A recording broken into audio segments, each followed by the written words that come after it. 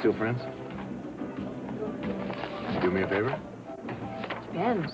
Depends, huh? Mm-hmm. Well, I have some people meeting me here for lunch in about a half an hour. Would you do me a favor? Show them over to Cece's table, give them the old velvet glove. Another power lunch, huh? Ah, nothing. You should see what I eat for breakfast. Or who? Just some pretty heavy hitters. No, this really says a lot for the kind of faith that Cece has placed in you. Well, he keeps his hand in, believe me. I'm just pitching in until the things with the family settle down a little bit. And then when they do, you will have made yourself indispensable. Ain't no such beast, Cass. Oh, come on, Craig. What's with this false modesty? I mean, it's not exactly a secret that you've been pretty much single-handedly running the family business. Well, apparently nobody else wanted the job. Mm-hmm. Enter Craig Hunt, the eldest son Cece never had. You're forgetting about Mason. No. No, Mason may have conveniently slipped your mind, but, no, I'm not about to forget the man that I'm going to marry.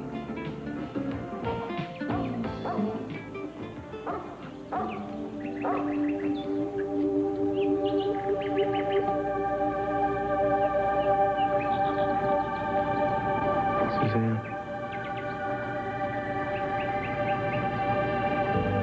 Excuse me, Suzanne? Yeah. Remember me?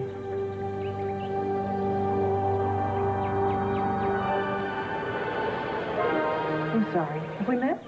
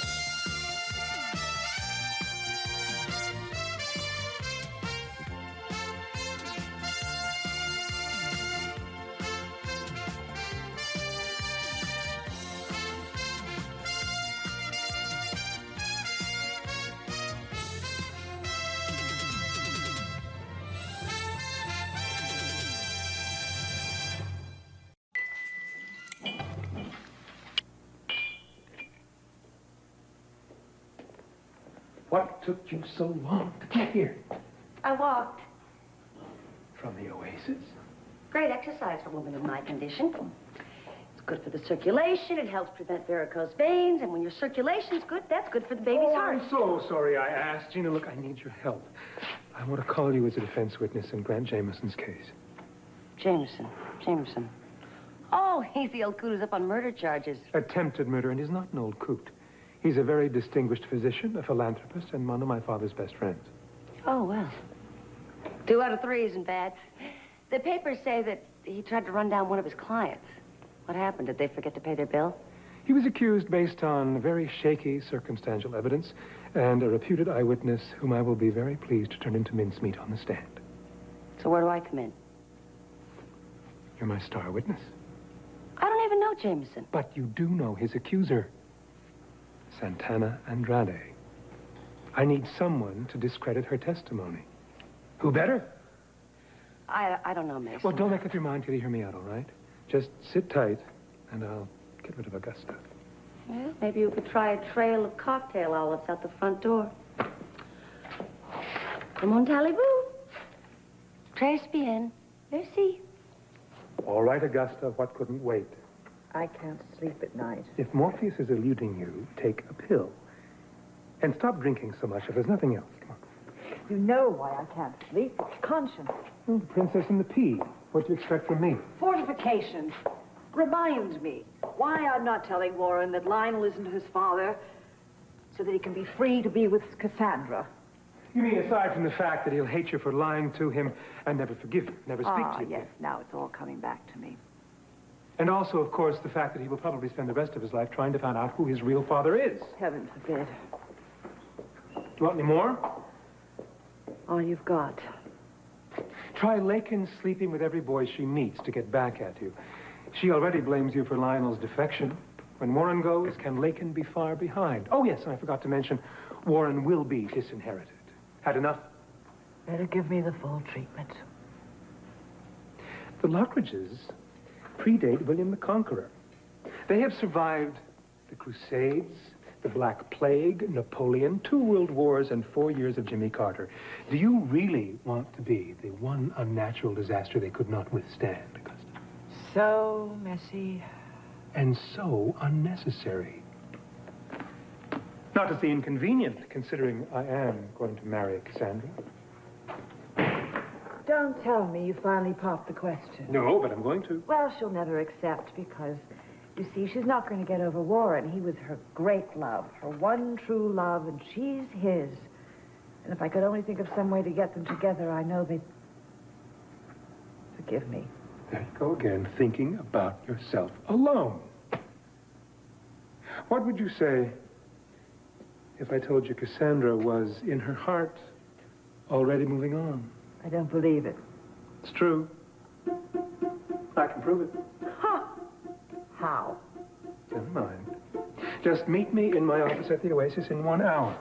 Make sure nobody sees you coming in, and for God's sake, lay out the sauce. All right. Is this some kind of a trick, Mason? I have nothing up my sleeve, Augusta. I absolutely promise you. I'm sure.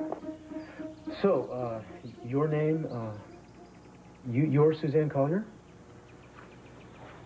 Yeah? Well, I didn't mean to stare, but I just didn't recognize you. Then we're even. Forgive me, I'm Cruz Castillo, and Cruz Castillo? What do you mean?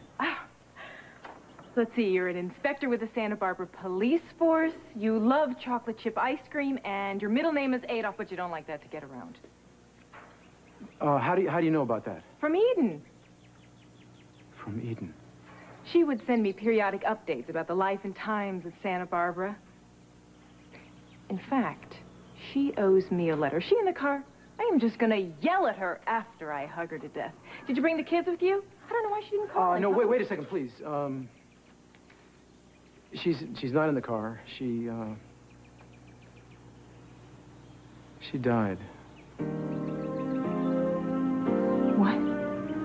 Yeah, there was an accident recently, and she was killed. Eden killed. Cruz, I'm so sorry. So much.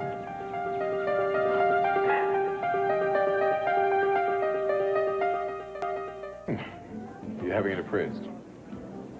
I didn't say we were engaged. I said we were going to marry. I see. Does Mason know about this? I mean, who's the spider and who's the fly in this lovesick scenario? You are so complimentary this morning, I'm Peg. sorry. It's just your relationship blows so hot and so cold, they never know how to dress. I don't think I've ever kept my intentions regarding Mason a secret from you. Well, it's no secret. I think you're setting your cap to the wrong cap well. Oh, yeah, and it's really easy for you to say, too, isn't it? Because you're Cece's right-hand man. You've got everything you want. Oh, I do I? Be careful what you wish for. I'm not doing anything that you haven't already done. Look, what I do for a living. That is not the same as marrying somebody.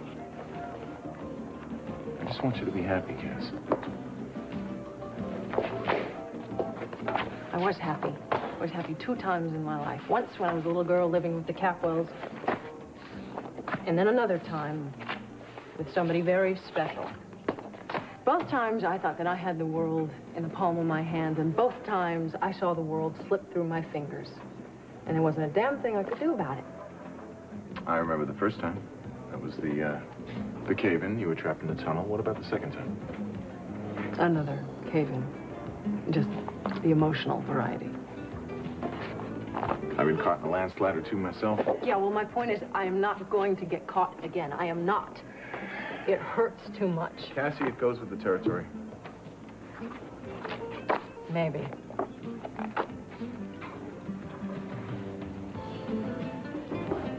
So what do you do when the hurting won't stop hurting? They haven't found an antidote for that yet. Well, I think I have. Mason? Oh, gosh, honey.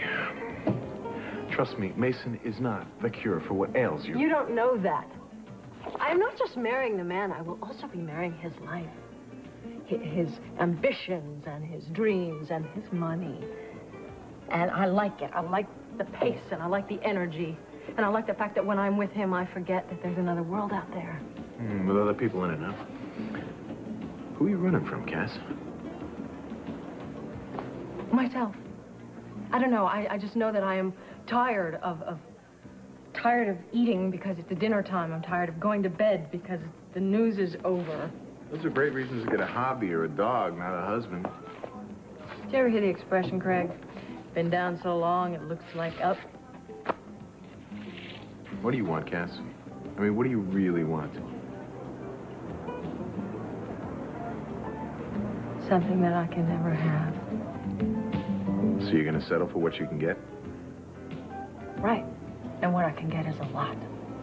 I have my mother now for the first time in my life, and my relationship with the Lockridges has never been better. Their finances are in terrific shape, and I will have Mason. And I will make him happy. At least I will try. Where's the love, Cass? I don't hear any love. Now, you want to get married just to get married. Why don't you marry me? Thanks for the offer. You're not a Capwell. I'm more a Capwell than Mason is these days.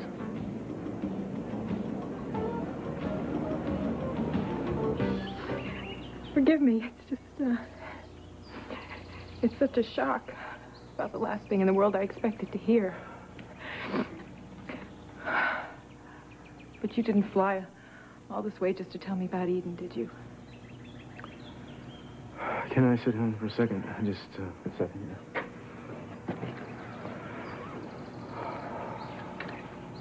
How did it happen?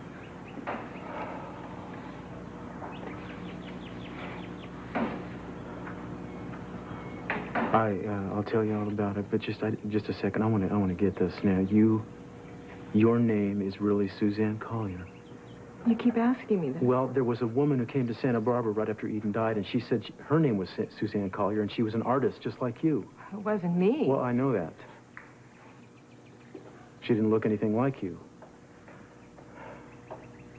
And she stayed for a while, and then she very suddenly disappeared. It doesn't make any sense. Why would someone pretend to be me? I don't know. It doesn't make any sense. So how do you know Eden? We were in prep school together in Santa Barbara. I was a boarder. We became friends. Best friends. We kept in touch through letters, phone calls. I haven't seen her in a long time. I'm sorry. No, please, if you don't mind, I'd like to hear it. I'm surprised she never mentioned me. Oh, well, you know, she probably did. I mean, I knew all kinds of guys a long time ago I talked about that Eden probably never knew from Adam. I heard all about you. Uh-oh. Am I in trouble? Oh, not at all. Eden wrote to me about how you met. How she flew home from Europe and parachuted onto the ground. Did she mention that she actually parachuted onto the adjacent ground? I don't suppose she mentioned that. What else did she tell you? No. Just the usual things girls talk about. Nothing. And everything. It's all here. The wedding. Adriana's birth. The fights. The making up again. Amazing. You saved them all. Of course I did. You think I just crawled out from underneath a cabbage leaf? I mean, there is a whole history. What did you say? There's a history here. No, you should have said something about a cabbage leaf or something. Oh, it's an old Southern expression. I use it all the time. Somebody just told me something like that. Somebody just said that to me a few days ago. Eden used to tease me about it. She said that I talked like something out of Faulkner. Wait a minute. You don't teach school, do you? Art classes at the high school. Why? This other girl, The one that said she was me? she taught art classes, too. She knew everything about you, down to your painting and down to the way you talk.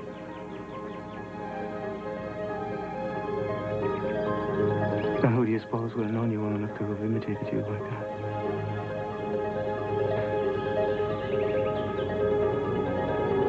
My God. Oh, my God.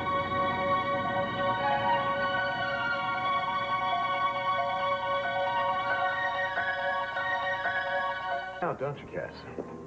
You and Mason will wed and reign jointly over the Capwell-Lockridge Empire like two benevolent despots. One question. What about me? What about you? Well, while Mason's playing Richard II, clanging around the castle, and the Queen is in her counting house, counting all her money, what role do I play? The court jester, the extra son? We all know what happens to them. I don't know. I suppose you will play the role that you've been playing, a very vital and important part of Capwell Enterprises. Well, that's good. Because I've worked too long and too damn hard to give up the ground that I've gained. Now, you want to build an empire with Mason? You do it. But someplace else, not on my back. Hey, I am not trying to take anything away from you.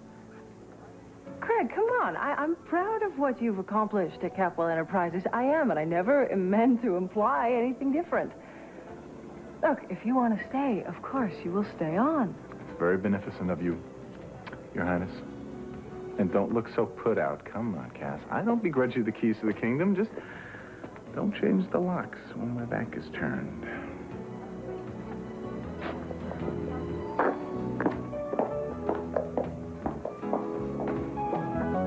Now, let me get this straight.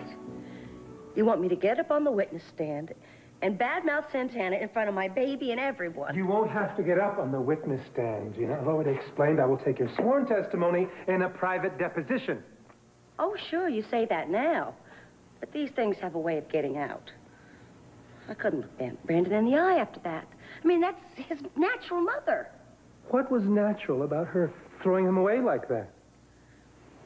There's a lot of backstory you don't know about. And that's where I need you to fill in the blanks.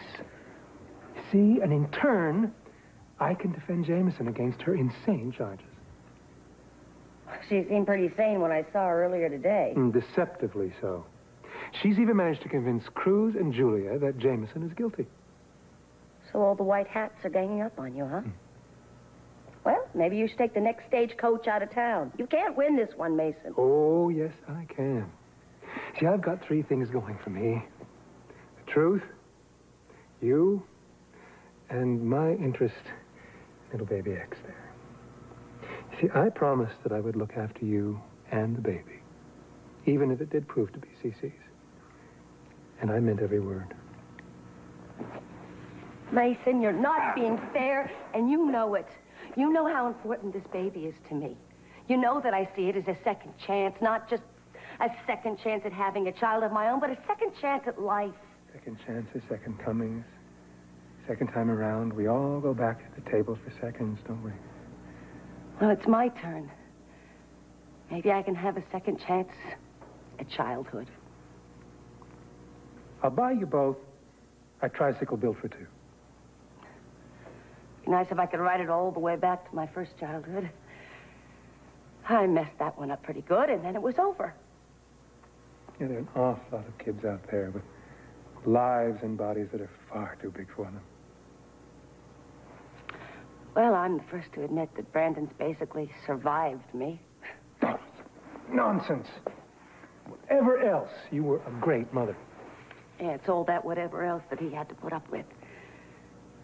I don't want that for this baby.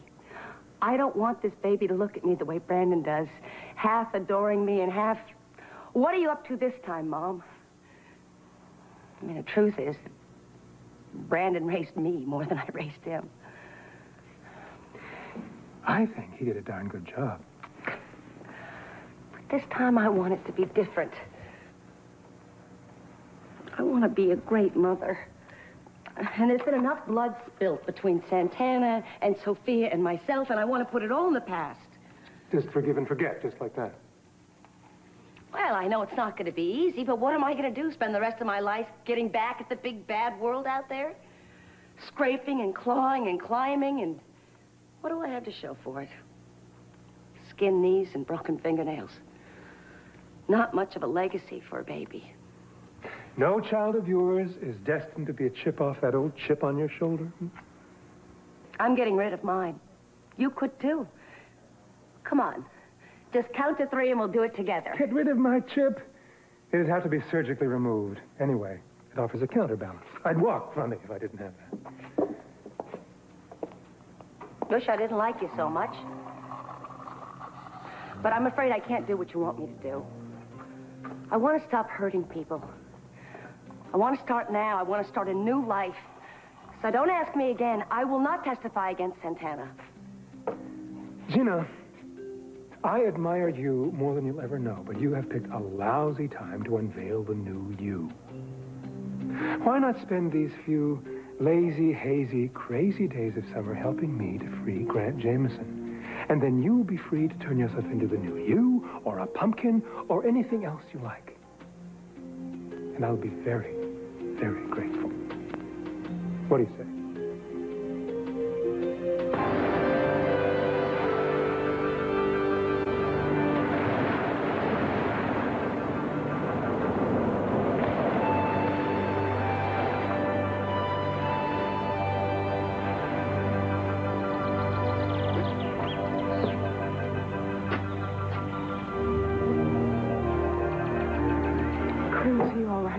She's alive. Eden is alive.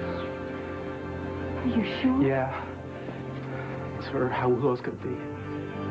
That was her. She was alive, I swear to God. The woman that came to Santa Barbara pretending to be you. Her hair was different, and her eyes were different. And she talked differently, and she walked differently. But everybody kept looking at her like she was a ghost. And I kept trying to admit to me that she was...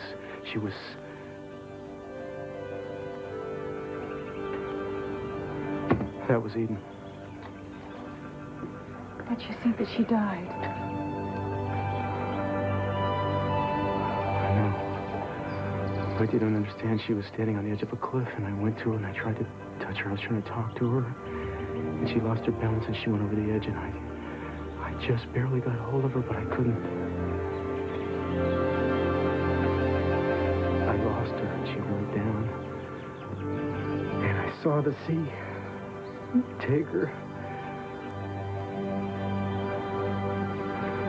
But we never found her body.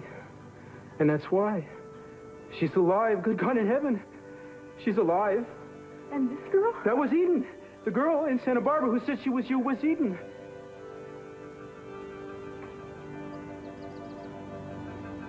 She must have needed someplace safe, someplace she knew.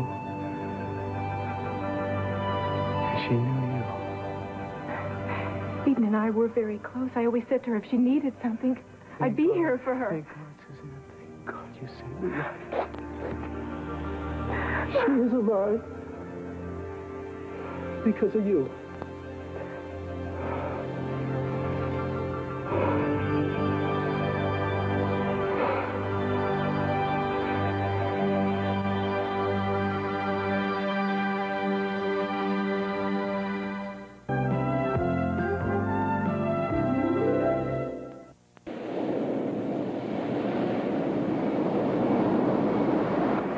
I'm not asking you to do anything illegal or immoral. It might even be fun. What's fun about serving Santana up on a bed of lettuce? Oh, Gina. It's Cece and Dr. Jameson who are the catch of the day. I thought you liked Jameson. Were you confused? I may be defending him in court, but like him? He and my father have played havoc with Santana and her family for years. She has every right to despise them both, but the good doctor in particular. Well, then I really am confused. If he's done all these terrible things, Mason, then why are you defending him? Oh, he may be slime. He may do unspeakable things in very unnatural ways, but that does not make him a murderer. Oh, that's a fine testimony to his character. See, I intend to prove that Santana was absolutely justified in hating Dr. Jameson. And by doing that, I expose my father and his henchmen for the self-serving, reprehensible schemers they really are. Well, that's nice work if you can get it. Oh, it's a trial lawyer's dream. Guerrilla theater. In the courtroom. I'll establish that Santana was bent on avenging herself on Dr. Jameson. I'll describe just a few of the truly hair-raising injustices she was forced to endure at the hands of this modern-day Dr. Mengele. She hated him so much, she concocted a very elaborate revenge fantasy that involved framing him for drug tampering and implicating him in a very tragic hit-and-run accident. The jury despises him. But the evidence is at best circumstantial, so they're forced to acquit him. He steps off the stand, a free man. But the real payoff comes when he steps into my father's waiting car. His getaway car. Oh, that's good, Mason. Sounds like you've got Jameson and Cece right where you want them. Behind the 8-ball. Talk about revenge fantasies. You've got a doozy going with Cece. You really hate him that much? But hate him? Whatever gives you that idea? I don't hate him. I hate the fact of him. I hate the way he steps into and onto other people's lives. And he hasn't even got the courage of his convictions. He sends messengers, like Craig Hunt and Dr. Jameson. He even selects his targets like a coward. People like Rosa and Santana, people who can't or will not fight back. Santana doesn't strike me as helpless. Oh, she's got a lot of spirit. And thanks to her, Dr. Jameson will topple. Right on top of my father. Well, some things never change. Well, this thing is about to. So, are you in it or not? It's now or never.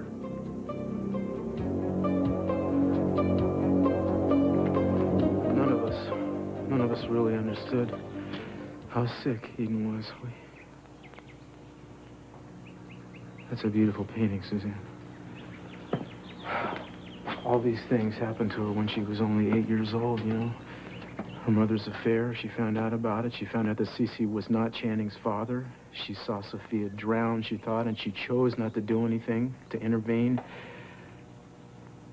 She had to repress all of this stuff. It was so awful for her. Yeah, and there was this other character that emerged before you. Her name was Lisa, and she was basically trying to protect Eden from all these horrible things. Lisa? Yeah, from the damage, you know. What? Lisa. You know, sometimes Eden used to sign her letters Jacqueline Kennedy, or if she wrote some poems, Queen Elizabeth, sometimes even Lord Byron, but I don't remember Lisa.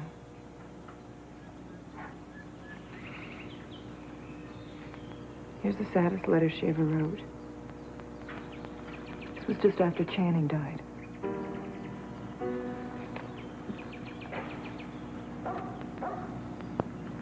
Oh, God, we look at that date.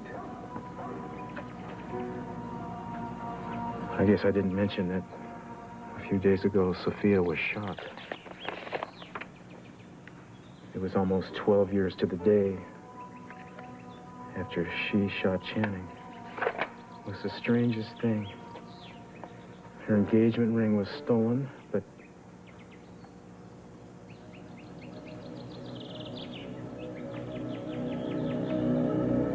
that was the same day that Suzanne disappeared. Oh, sweet Jesus. Cruz, what is it? It was Eden. That was Eden, too. She came back to kill her mother. I don't believe that, and you don't believe that either. Eden would never do anything to hurt Sophia. No. But Channing would. The world, Mason, I really do. But I've got baby to consider. I mean, if it were just me, I'd probably throw in with you, but I'm making decisions for two now. Mm-hmm. Excuse me, Gina. I need this jacket pressed. I have a very important meeting with the Soviet Craig, do you mind in the middle of something here? Gentlemen, don't fight over me. I gotta take a load off. My ankles are blown up like balloons. Forget it. I'll get housekeeping. Be a lamb and rub my feet, would you? Not in this lifetime.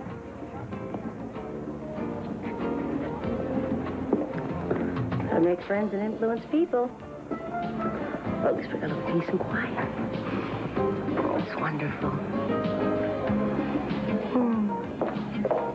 I hope I'm not cutting into your nap time, Gina. Of course not. This is a 3-star hotel. Hopefully by next year at this time, it will be a 4-star hotel. In order to earn that honor, we have to streamline our operations and trim a little fat. If that includes throwing expectant mothers out onto the street, I'm sure that Warren might be interested in printing that in his paper. Are you telling me that you're pregnant? Oh, Gina, I didn't know. Congratulations. Just don't expect any preferential treatment because of your condition. I will still expect that same stellar performance from you. Well, Leona Helmsley certainly hasn't got anything on you, does she? You act like you own the place. No, not yet. But I have a feeling that Mason and I will be working together very closely in the next few months. You know, we share a very special kind of chemistry. Oh, well, tell me all about it. Sure, I think it's what makes the Oasis unique. Thank you. Everything we do comes alive with that same spark and fire. We can do whatever we set out to do. Yes, well, tomorrow belongs to me. No, I don't really think that you would be included in those long-range plans. That's the thing about long-range plans. They have this nasty habit of changing on you. What are you getting at, Gina? You constantly trying to get at me, so why don't you just stop it? Oh, that'd be easy enough. All it takes is a little pink slip in your next pay envelope. Only Mason can fire me. And he will, if I ask him to. So go ahead. Ask him. You don't have a hold over him, Gina. I have a much stronger hold over him than what you've got. I'll give you a hint. Men fight for it. They die for it. Strong men have even been known to weep in the presence of it. Get it? Come around in about 7 months.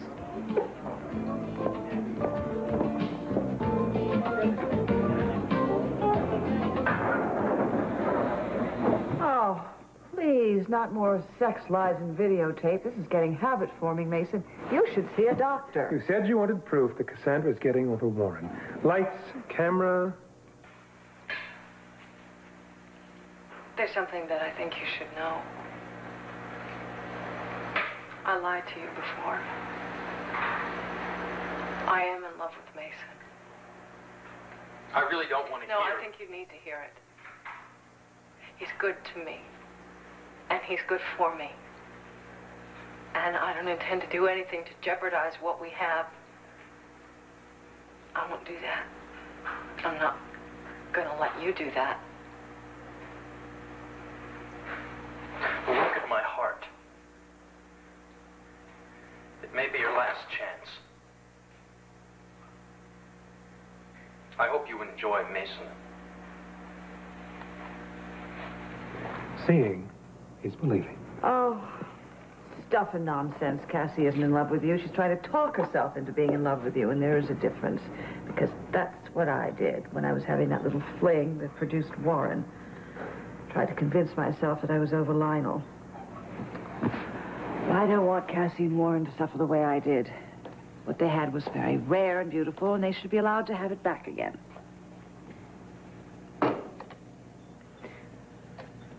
There's no happy ending for you and Lionel, was there? Well, we were happy for a long time. But it did come to an end. I can offer Cassandra a lifetime of happiness. You don't love her. Augusta. Love doesn't guarantee a thing. I may not love her, but I will honor our marriage vows. I will be faithful to her. Faithful in your fashion, Mason, but not in your heart. Was that a low blow? Were you referring, perhaps, to that small, unclaimed territory where Mary used to be? I offered Julia a place there. She didn't seem to be at home. I won't hurt Cassandra. Who knows? We may actually live happily ever after.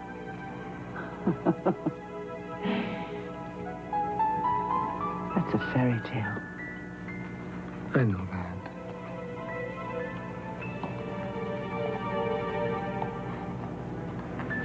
We just won't tell anybody.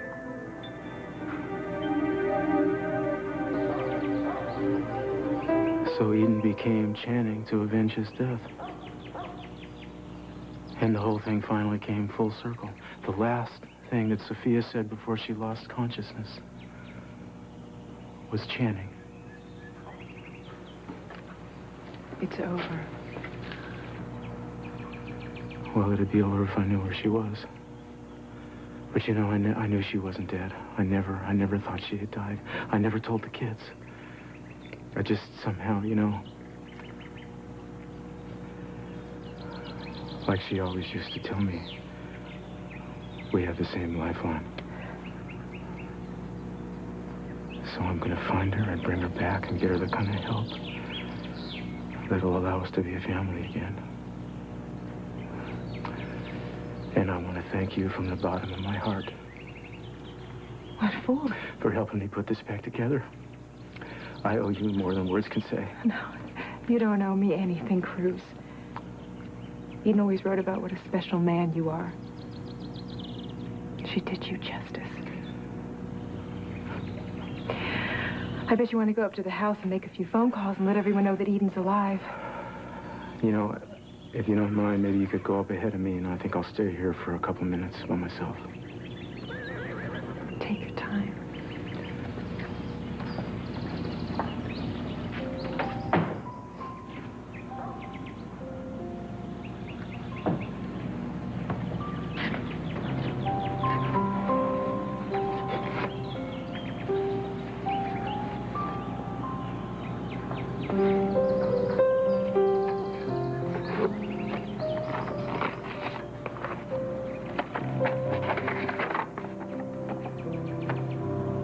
Dear Suzanne, I gave birth to a baby girl yesterday.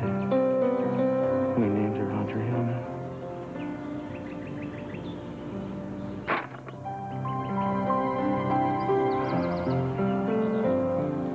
Thank you, God.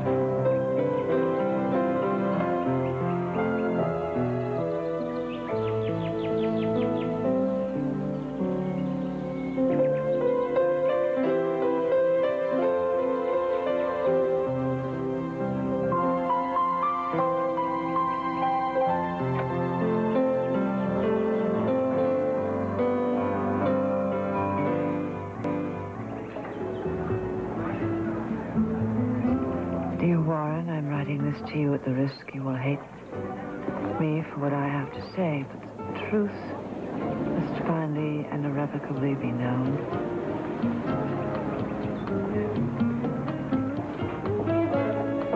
So she practically came right out and said that you were the father of her child. Well, she'd be 50% right. You slept with Gina? Why don't you say it a little louder? I don't think the folks in the penthouse got all the nuances. No, I did not sleep with Gina.